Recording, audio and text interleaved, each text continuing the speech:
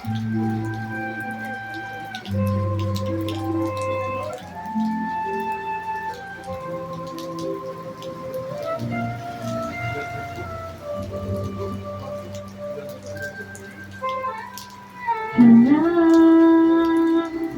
com meu Jesus,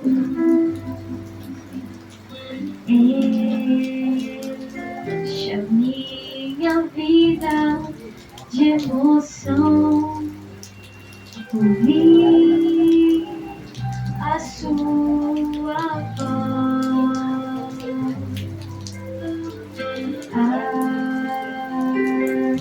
alivia e limpar o coração.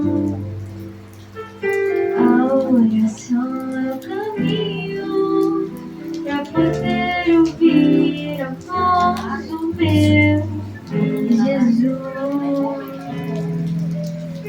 A oração é o caminho pra poder ouvir a voz do meu Jesus.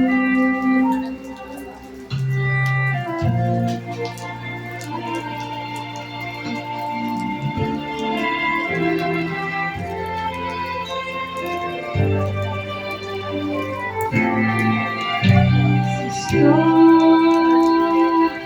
angustiado,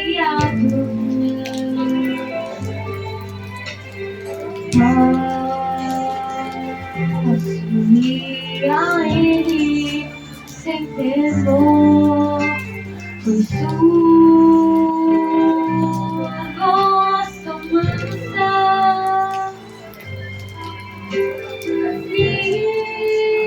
livre do medo com amor. A oração é o caminho pra poder ouvir a voz do meu Jesus.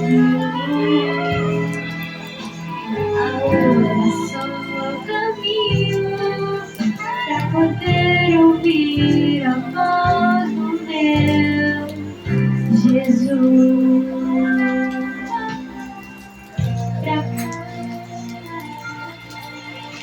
Pra poder ouvir a voz do meu Jesus.